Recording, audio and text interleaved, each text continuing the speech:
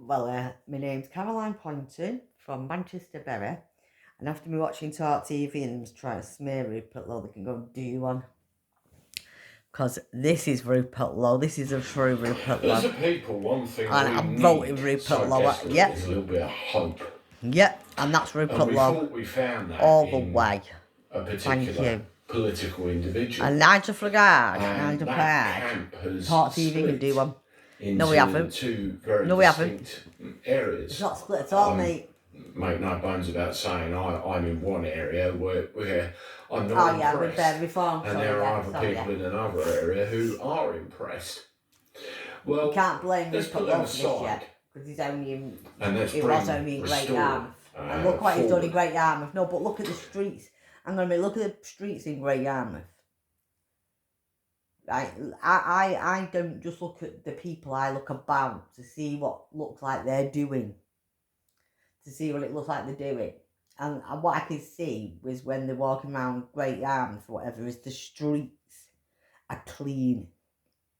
Somebody's in Great Yarmouth, whoever's been working for Rupert Lowe, the councils, whoever's been doing it, have been making sure that their streets, their bins, their things are being emptied and different things like that.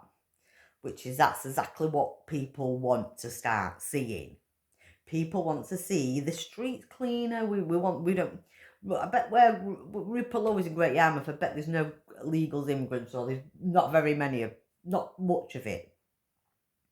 Because Rupert Lowe's got that area. And Rupert Lowe is saying no to any of that. He's put his foot down. Then people, whoever are in the council seats for Rupert Lowe in Great Yarmouth, they're doing the jobs correctly by not allowing anybody to bring illegals or whatever into their area. And that's what people want to start seeing. And that, I reckon when he takes over Mayfield, you're going to see a difference in Mayfield. It starts to see a difference. People are going to start to see a difference in their area around there. It's pretty tidier than where I'm in Bury. It's a fucking, the streets in Bury up there going to Asda, it is awful. Honest to God, dead pigeons, dead rats, glass, rubbish. And I'm not being funny, but there isn't there isn't hardly any white families there. There's no white kids there that play out. I've not ever seen any. And I've been here 12 years. I'm not racist, but there used to be a couple of white kids, but they've disappeared. There's not very many white children anymore. There weren't many white children here before. And that was 12 years ago, playing outside. But now, there's not even one white kid playing out. Now, one important thing about Restore, the figurehead is Rupert Lowe, obviously. Yep. Now, I genuinely believe that Rupert Lowe is a well-intentioned, honourable person who, at least in his heart of hearts, has the best intentions for us. Now, the problem, like any political organisation, is the back office who runs things, who allows certain appointments to be made. Yep. And what information is leaked out with that regard to the population as a whole. All of these things need to be ever so tight and be consistent with the message you're delivering. Because if it isn't, people will pick holes in it all day long. But the main person is Rupert Lowe, and he makes an awful lot of sense. Now, there's this here. Honestly, how can people watch and listen to Rupert Lowe and still think Farage is the man to save the country? Give your heads a wobble. Yeah. Only one man for the job. Now, I saw Farage put a tweet out where he was trying to, maintain that Before Britain were only going to get 7%. Yep. And there was 2% difference between Labour and Reform in Labour's favour. So what they're trying to imply is that Restore will split the vote. There's no such thing as split the vote. It's literally a communist fallacy. It's a fake misnomer that's made you play the game for all these years. Talk TV. You need to wake up the large percentage of people that don't vote aren't voting. It's as simple as that. Now, I've never voted before in my life. This will be the first time I've voted in my life. I'm voting. If you don't get the idea, what you're going to get behind. And I just want to say this isn't about me. I've got Rebecca Shepherd here, who's actually very brave and It's is amazing. standing in as your prospective parliamentary candidate in the fight. That's all these people.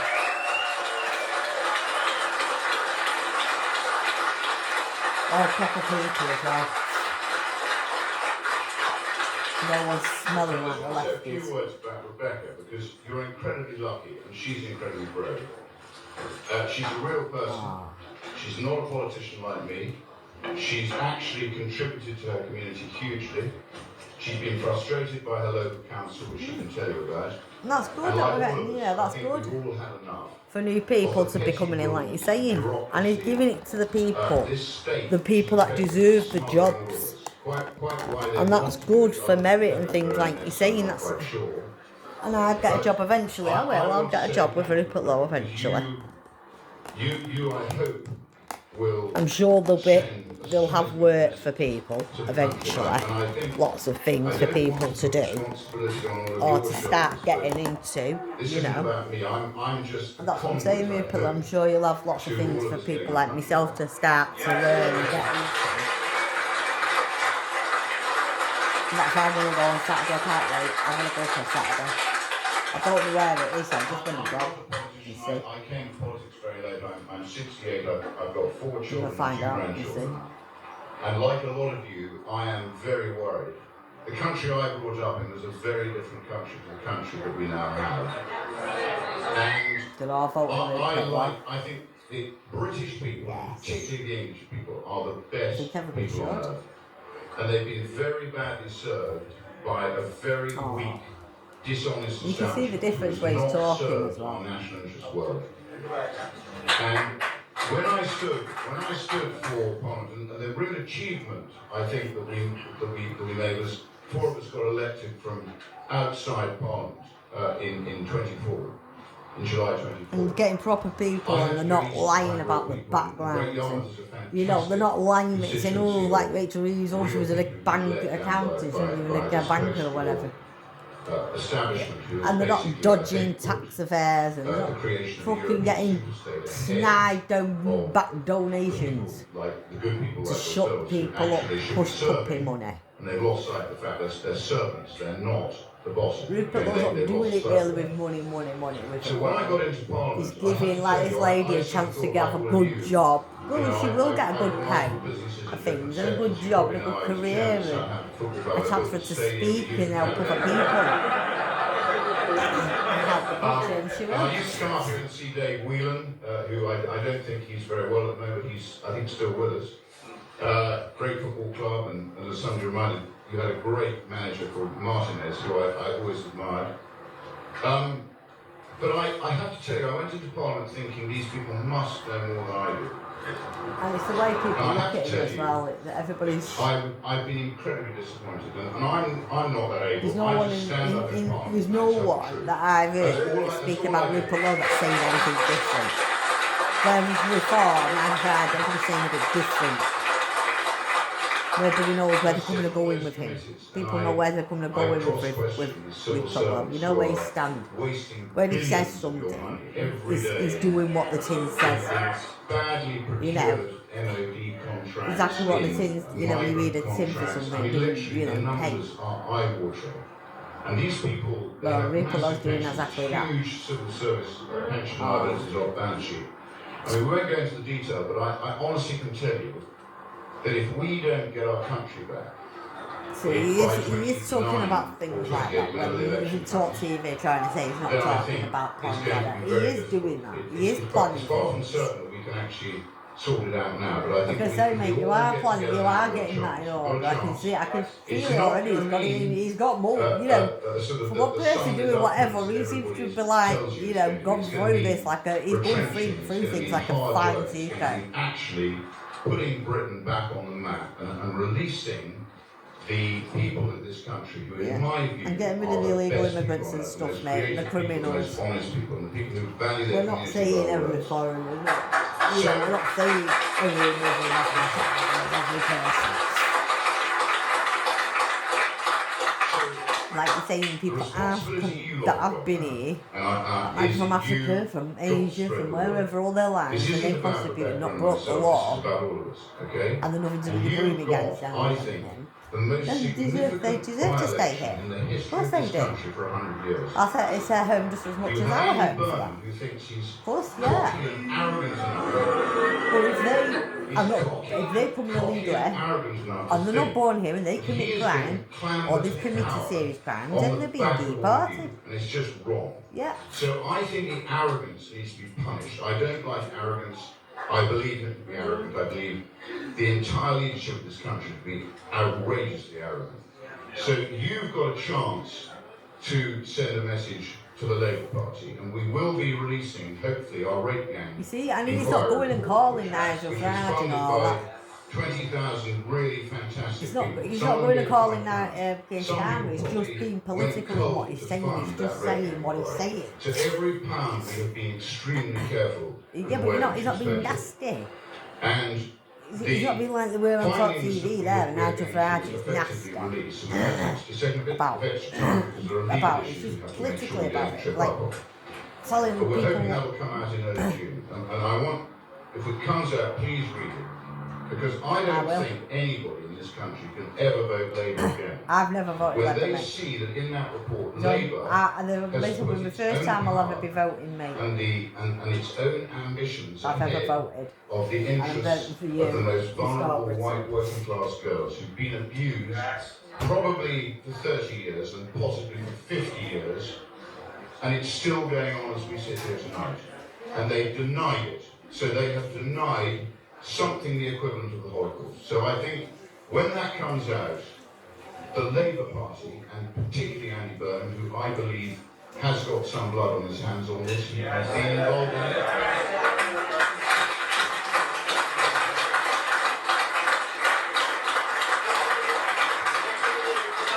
He's got a bit of time down to get things sorted out a little bit down there. Like bins collections and things like this, get the council I think like it's getting people to be doing what jobs they're doing and what they need to not be doing, what they should say, you know what I mean? Honestly, the more I look at the Reform Party, the more I think they've the more I look at it, mate, and the more I see this, I am voting. I'm never, and I've been saying it now for months and ends, ever since you were in Reform. I don't think I was voting with Reform because you were there with Ben McGee. That's my I think that's what a lot of people were voting for. And I think the establishment knows the Reds and the Blues aren't first because we were Ben McGee were in the party.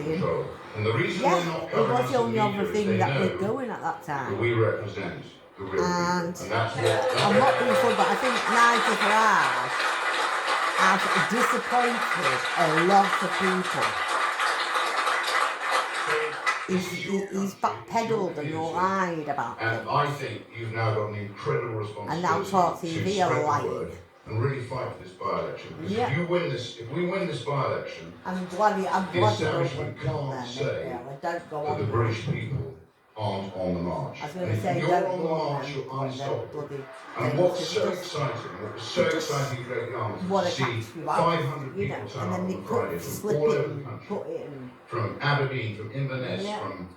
one chap came down from Aberdeen overnight, drove overnight. He opened his bag, he offered me a bottle of more whiskey.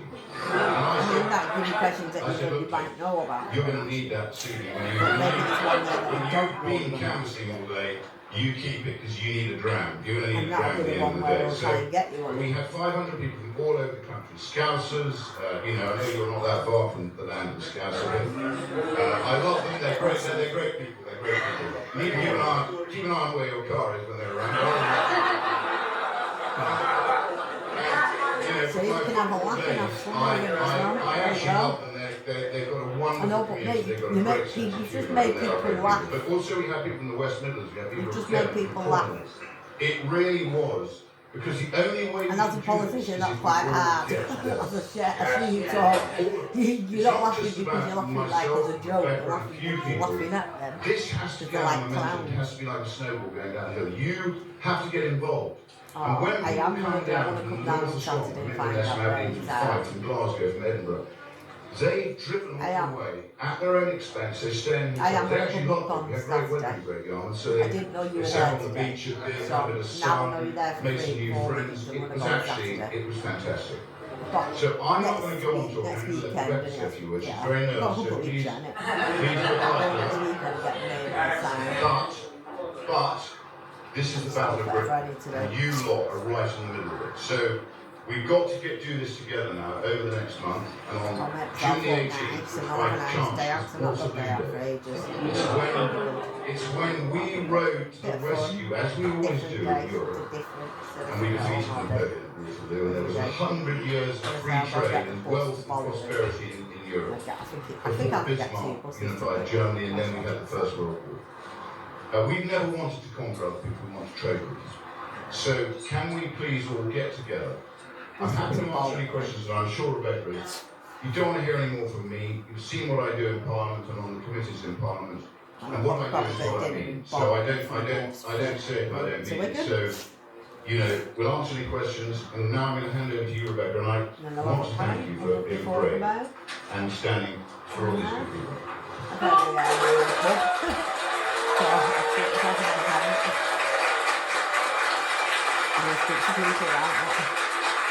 And make out, even try and get the name on there and whatever. Well, if I'm going to get any job, I've got to go with Rupert though. So kind to me because it is so far out of my comfort zone. I cannot tell you. Well, that's certainly Normal person. Yep, normal person. You could tell that in just a few words, and that's exactly what we need to repopulate. That's what I've just said, mate. So she's a normal person. You've heard what and they were all normal people. Had to say. That's the whole speech, and it's entirely nothing taken out of context, and it's very important to play that all the way through. And one very important and it was thing, a good speech that. It didn't say anything there bad is a very anyone. large percentage of people within this country who Or don't anything. bother, they stay indoors. They've been completely disenfranchised because they think, what's the point? And they Well, get I don't free think man that of the now. landers and all Yeah, that well, sort of I thing. thought that all my life now. I don't feel like that part of anymore. the system. You shouldn't I know be we were consenting voting for to. and actually But felt well. when you do that, they just carry on regardless. You are the one that has all the power. Remember when I've said about that funnel before, the power funnel? It's the wrong way round. The power should flow from the people upwards. Yeah. Local governance, not this centralised communist kind of What stuff Rupert that Low's we have doing, been that's why he's doing experiencing. what he's doing. It can all change, but people Yeah. have to get out And there that's and make Rupert it Low. so. Yeah, and I'm going to be going to get Let me know what you think in the Rupert Low, comments. mate. As always, hit All the the like time, button, all the way. subscribe to the Thank you for channel, that. share my stuff. Thank I'll talk you. to you soon. Toodaloo. Yeah, toodaloo. Thanks for that. See, it's Rupert Low all the way. It is Rupert Low. They don't like it though. They really seem to not like it because Rupert Low's going Welcome. Innit? That Rupert Low is going to win it. Hello, and welcome to another edition of Ow, These Rocks Are Pointy. Better beep. We've got 38,000 members, they're all patriots, and we're going to keep fighting for the United Kingdom. So Ben, you're now at United Kingdom. What was it like for you to be up on the stage in front of so many patriots? It was great. Here's good, better beep. No, yes, he's good. Alright folks, breaking news. 1 student is dead and 2 others are fighting for their life. They're being treated in a new UK meningitis outbreak. What did I say? I knew it'd be here. I did say all these illegals coming over. Britain's got Ebola. I did say it. Yeah. I did say it. I did say it would be here, didn't I? Well, a warm welcome to today's talk. Now, today we're talking about So the Ebola illegals, man, virus. what's the balance? Before we do, just talking briefly about hantavirus last week. With the help of Dr. Craig, Claire Craig, the pathologist, we predicted that hantavirus wouldn't spread beyond the people on the ship. And so far, that is the case. So it looks like last week we were absolutely bang on. Now moving on quickly to Ebola. Yeah. This is the Ebola virus. And that was the one that was in Africa. It's kind of a long, now. thin virus with a curly bit at the end. Now, some of you might not have time to watch, so let's just bang out the key facts on this. Is Ebola virus deadly? Yes, it carries a very high case infection fatality rate. Has there been attempts to weaponise it in the past? Yes, there have. It's been looked at as a biological warfare agent in the past. Now, of course, we don't know. Is this Ebola virus going to spread beyond Central Africa into Western countries and cause another pandemic? No, it is not. We're not going to see an international pandemic of Ebola virus. Well, could it kill? You're wrong there now. He's wrong. You're lying. Unless it's Alright, over folks, there, but I breaking think this is news. England. One student is dead and 2 others are fighting for their life. They're being treated in a new UK meningitis and he's just said it's not going to be here.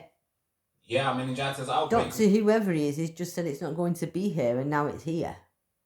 Does he need to go and do his own work? We've heard a story of this last month, March, where 2 students died, and it was very crazy. It was everywhere. It captured every single airways, rightfully so, because of course a lot of young people were at risk.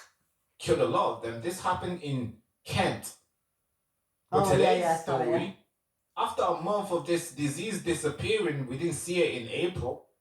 But in May, I guess it's back, but it's not back in Kent. It has traveled to Reading, a total different location, very far away from Kent, I have to say. And it has taken 1 student's life. So it's important that we sit here again and we report to you that this thing is it's not gone, it's back, and it's taken our students again, like it did last 2 months. It didn't go in the first place, mate. They were just lying. 1 young person has died and 2 others are being treated in the following fresh outbreak of meningitis in the UK. The case has been reported in the university town of Reading, Berkshire.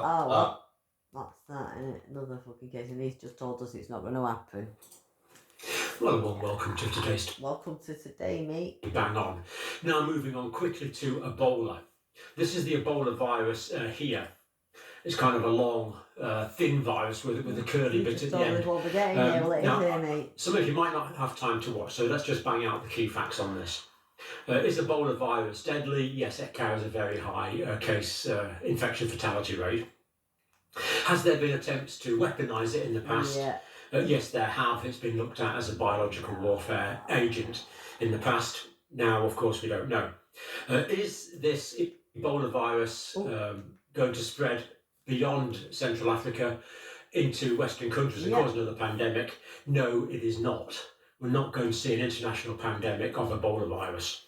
Could it kill lots and lots of people locally in Africa? I'm afraid it could, actually. You just told us it won't do that. See? Lying. They're lying. Why are they always lying? They need to get the fucking facts out on YouTube, don't these people, whoever they are. Today I am in the city of Birmingham, right? They're selling prayer mats, a lot of abayas, if you want to buy abayas, perfumes. I'm starting to learn Arabic more and more, so when I go to these shops, I speak in Arabic. So if they understand me, it's a very good sign, you know? Why do you need to learn Arabic? Speak English. You're in the UK. Not one English person. All of them are immigrants or sons of immigrants. This right here is one of the most beautiful things I've seen ever. You know, the recitation. Look at the flags. Look at the people. This is the UK, ladies and gentlemen. Not Pakistan, not Bangladesh, not Somalia. Though, doesn't it? This is in the UK. How are you doing? This is Sahar TV, and in today's video we will see a Muslim guy visiting Birmingham, showing the Muslim lives. And I just have one question. Does it look like the UK to you? Take a look at this. Assalamu alaikum guys, and today I am in the city of Birmingham. So in Birmingham there is a big Pakistani community. Around 21% of people living in Birmingham are from Pakistan. There is also a big community of people who are from Somalia. As you can see, look what they're selling here. They're selling prayer mats, buckets, whatever you need. To be honest, literally everything. A lot of abayas, if you want to buy abayas, perfumes. I like this. I actually love this. So beautiful to see. So right now, I am walking through the streets of Birmingham. Take a look at this scene. Does this look like the United Kingdom? How many English people are you seeing? Not one. Unbelievable what has happened to the United Kingdom. Unbelievable. Birmingham, you know, it's very, very cultured. As you can see right now, there's a lot of people who are from Somalia, a lot of people who are from like North Africa. Shawarma for £3.50. I haven't seen shawarma for £3.50 ever, so I'm gonna get some right now.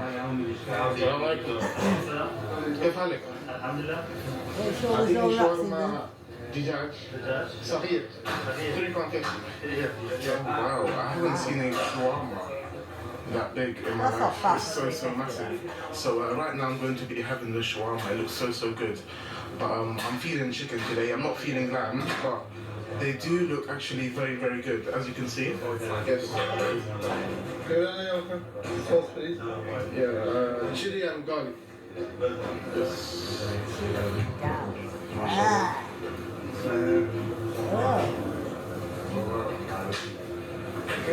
Right now, I got him a shawarma for £3.50. I haven't seen a shawarma ever for £3.50. And this right here is soup, which they gave me. I'm starting to learn Arabic more and more, so when I go to these shops, I speak in Arabic. So if they understand me, it's a very good sign, you know? And right now, I'm eating this food. They gave me this for free, mashallah. So he started learning Arabic, and if they understand him, it's a very good sign. Why do you need to learn Arabic? Speak English. You're in the UK. Why would you need to learn Arabic in the UK? Oh wow, mashallah. I like this right here. This right here is like some, I think lentil soup or something. Is there something wrong with it? Like, it's actually very cheap. Like, it's so cheap compared to like London. Well, today is a Jummah. It's Friday, so I'm going to be playing the Friday prayer at the masjid today. I've got my phone with me, so let's go see how this masjid is. This masjid is actually so beautiful. I haven't seen a masjid look like this ever in my life. There's like a tower at the top. This looks like it used to be a church that was converted to a mosque. It says here that a lot of Birmingham mosques were converted from former churches. Should not be so allowed this to was do most that. likely, it looks like it used to be a church, right? The shape and everything. This is what we're talking about when we're talking about the Islamic takeover. They take churches and religious sites and convert them to mosques. And yeah, it's one of the best looking masjids I've ever seen. MashaAllah, this right here is the masjid. Why do they all smell This is how the masjid looks like inside. Ready for Friday prayer here. I don't know, but why do they smell it? Or is that just a toilet? I don't understand. Wow, mashallah. This right here is one of the most beautiful things I've seen ever. You know, the recitation. Look at the flags, look at the people. This is the UK, ladies and gentlemen. Not Pakistan, not Bangladesh, not Somalia. This is in the UK. Crazy. And of course, we have the Palestinian flag, because how can we forget about the Islamic movement to remove the Jews from the land, of course. This is how the masjid looks like after. MashaAllah, it's so beautiful to see. Not just the Jews, you know, like the beggars, like, they're not Muslim, they wear like a head scarf. They say to you, Assalamu alaikum, brother. Please, do you have anything for me? Do you have anything for me?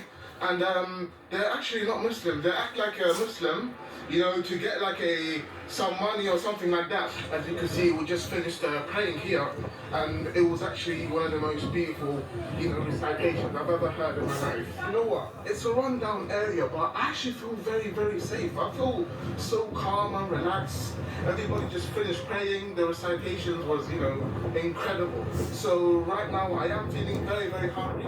So let's go get some food. Well, alhamdulillah, I just had food right now, and I am full.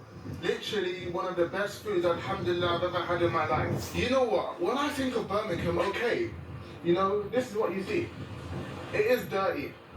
You know, this is what you see on the road, on the pavement. You see smashed up car parts. You will see rubbish, you know, you see cans. You see everything. But at the same time, alhamdulillah, it's actually very safe. I see a masjid down there. So I'm going to go pray in this masjid right now. So I'm walking right now, and I'm seeing this. What in the world is this giant ass mosque. This is huge. The people going to this mosque probably don't even believe in democracy or Western values. They probably don't want to coexist. No. They want to bring their Sharia to the United Kingdom, and they want Sharia to dominate because they believe it's the most perfect form of governance. Look at this. I don't know if this is a masjid or not. Guys, let me know what type of masjid is this, because when I was walking close, I'm seeing like flags which I don't see like in a normal masjid. So I don't know. Let me know. I don't know. I haven't seen these like type of masjids before. Like, you know, the writing. I don't know. Let me know in the comment section. But the writing is literally Arabic. Yeah. What's the problem with the writing? I don't know, because I'm not too sure. I was walking past, everybody was just staring at me, so I don't know. I don't know which masjid this is, but I'm going to go pray at another masjid called Birmingham Central Masjid. I have to give it. That's what I'm staring at, you know. How would you think I'd fucking feel? A white woman walking past me staring at you, mate? Wait, shut up. Oh, they'd be fucking staring. So, this is how the fucking googling at. Googling at. It looks so beautiful, mashallah. That's a fucking staring at you. That's what it is, staring at you. That's why I don't go out my door. Don't sit outside anymore. They just stare at you and you go. Not one English person. Nope, all of them are immigrants or sons of immigrants. This is the United Kingdom. The multicultural United Kingdom that Keir Starmer is trying to push down our throats. Telling us that, oh, we should play. Well, maybe I should. Maybe it's actually very good. I do need to go it's to good a job to see at that some there point. are so many masjids here. Everything is close by. There is cheap food, halal food. But the one thing which I do not like is that it's literally dirty. Yeah. It's literally the dirty bastards, yeah, because they're dirty, everywhere where you walk, it's just dirty. You just see bottles around. Well, he lives there, mate. Every There's not single one white area which person, you so walk it can't is be white people, just super dirty. Well, a lot of the immigrants who come to these areas come from Africa, right? Yeah, and they throw the if you rubbish go to on the Africa, floor. a lot of the areas are dirty. So Yes. it's not like they're leaving their African countries And and they throw leaving the the rubbish dirt on the and floor. filth there. No. The English white people They're don't bringing do it that with because them. get a They slap off practice your the same parents for culture doing it. in the UK. We That's don't why do it's that. filthy. You can wear your hijab or like niqab or English people phone, that are just and it's just normal, you know, I'm not walking saying on the every English streets. Like, person is that. if you did that in some areas in like London or something, you might get looked at very badly. But here it's actually very calm. Well, it's calm because Birmingham is getting Islamized. Guys, this is just one we part can't get our in the bins United empty Kingdom, because it's too full right? of their Birmingham shit. is one part. There's many more areas just like this all around Europe. It doesn't look like Europe. It doesn't look like they tried to integrate. And that is a serious issue if you want Europe to remain European. Thank you so much for watching this video. I'll leave the full credits down below. I'll see you. Bye-bye. If you'd like to stare at you or whatever they're doing, it's just I want to joking.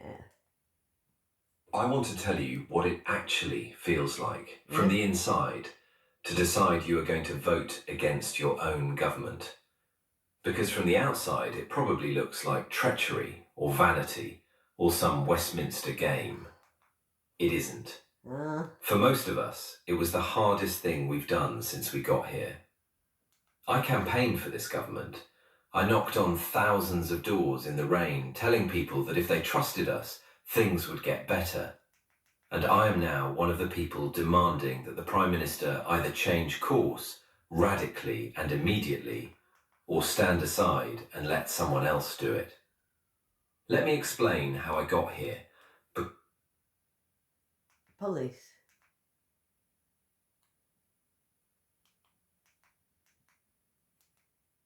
There's always something in it. It's crazy. It is. Because I don't think most people understand that this isn't a tantrum, it's a reckoning. Start with the night of the welfare vote, because that was the moment something broke and couldn't be put back together. We were being asked to vote for cuts to disability benefits, cuts to the personal independence payment, PIP, the money that helps disabled people cover the brutal extra costs of simply existing in a world not built for them. The plan was to save the Treasury around £5 billion, and the savings were going to come in the main off the backs of disabled people and new claimants. Thank you. I sat in my office reading the impact assessment, and I felt sick. The modelling suggested hundreds of thousands of people pushed further into poverty. Yeah, me. And I thought, I did not come into politics for this. I did not spend a year on the doorstep. I did not give up evenings and weekends and time with my own family to come to Parliament and vote to make disabled people poorer so that a Chancellor could tick a box for the Office for Budget Responsibility. So I signed the amendment. And here's the thing nobody tells you. When you sign, you feel completely alone for about an hour. You assume you're one of a handful of usual suspects who'll get picked off one by one. And then the number started to move. 40, 60, 90. And then it crossed 100, and then 120 odd of us had signed a reasoned amendment that would, in effect, kill the bill. 120 Labour MPs. The organisers of the rebellion told me privately they were stunned by the number. That is not a fringe. That is not the hard left having a moan. That is a very large part of the parliamentary party standing up and saying, no, not this, yeah, but you've got not to do in it our for the right name. people. And Downing Street's response told me everything I needed to know about why we're in this mess. They didn't engage with the substance. They threatened us. There was talk of deselections, of MPs losing the whip, of careers ending. The Prime Minister went out publicly and told us to read the room. Read the room. I'm going to say, and then like we were reading the room. That was the entire point. We were reading the rooms in our constituencies, the food banks, the surgeries where a constituent sits across from you and cries because they can't afford to heat their home. The disabled woman terrified that the one payment keeping her independent was about to be snatched away. We were reading those rooms. It was number 10 that wasn't. In the end, they blinked. They had to. They limited the cuts to new claimants. They softened the package. They made concession after concession. And even then, even after the climb down, 42 of us voted against the government anyway. The biggest rebellion of his premiership. The bill scraped through, but the authority didn't survive it. Because everyone in that chamber understood what had just happened. The Prime Minister had been forced into a £5 billion U-turn by his own side. The centre of gravity in the Labour Party had shifted, and it had shifted away from him. Now let me be clear about what we're actually demanding, because the press likes to frame this as personalities. Who's up, who's down, who's plotting over a curry in somebody's flat. That's the fun version. The real version is about policy, and it's about a fundamental disagreement over what this government is for. The first demand is simple. Stop trying to balance the books on the backs of the poor. The whole approach has been upside down. Every time a gap opens up in the public finances, and they keep opening up, partly because of the government's own U-turns on welfare and on the winter fuel payment, the instinct in the Treasury is to reach for the spending axe. Cut here, squeeze there, find savings from the people with the least power to resist. And we are saying, there is another way, and you promised us you'd consider it, and now you have to. That other way is to ask those with the broadest shoulders to contribute more. The Prime Minister used that phrase himself, broadest shoulders, and then governed as though he'd never said it. So a dozen of us put our names to a letter to the Chancellor demanding a proper wealth tax. 2% on assets worth more than £10 million. Not on your house, not on the family that's worked hard and built up a modest nest egg, on genuine, extreme wealth, the fortunes north of 10 million. The estimates suggest it could raise something in the region of £24 billion a year. 24 billion. That is not a rounding error. That is the difference between a government that cuts disability benefits and a government that doesn't have to. The colleague who led our welfare revolt has spelled it out plainly. 24 billion from a wealth tax, or the equalisation of capital gains tax, so that income from wealth is finally taxed at the same rate as income from actual work. Why on earth should a nurse pulling night shifts pay a higher marginal rate on her labour than a speculator pays on his windfall? It's indefensible, and the public knows it's indefensible. And this isn't some wild, fringe proposition that we've cooked up to embarrass the leadership. The former Shadow Chancellor has urged the Treasury to look seriously at the work that's already been done on how a wealth tax could actually operate in a British context. The mechanics, the valuations, the practicalities, all of it studied. The Deputy Leader herself was reported to have put forward a whole suite of wealth taxes on the super rich and on corporations as a progressive alternative. Senior Labour figures in Wales have called for it. This is now a mainstream position inside the Labour movement, held by serious, sober people. The only place it doesn't seem to be welcome is inside the room where the decisions get made. The second demand is about honesty with the public over tax. We were elected on a manifesto that promised not to raise income tax, VAT or national insurance on working people. Fine, I stand by that. So I think. But what's happened since is a kind of slow, sly betrayal of the spirit of it. The freeze on income tax thresholds, fiscal drag, is a tax rise by stealth. As people's wages rise with inflation, they get dragged into higher bands without the rate ever officially changing. And the government gets to pretend it hasn't raised anyone's taxes.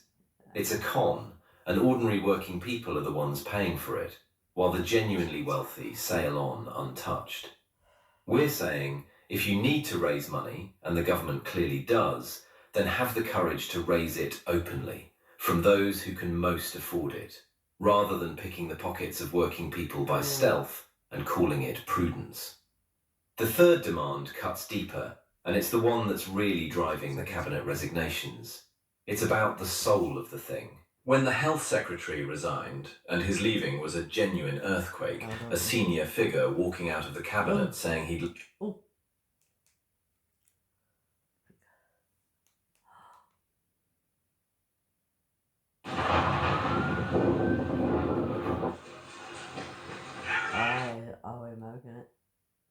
Ladies and gentlemen, I invite you to Londonston.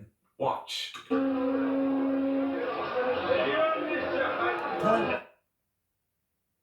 Let's talk to our favourite bishop. Hello, and welcome to... I did everything days ago. Okay, look, each of the stories in this video are going to make you question. So recently, Google has ruined their icon. Yeah. Oh, wait. I think everything we've gone through, all of us have gone through. I've got friends who surrounded me today who stood with me. Hello everyone. Well, I've put the material up on the screen straight away because I think it's important that we crack straight on with this. Rupert Lowe has recently done an interview with another podcaster,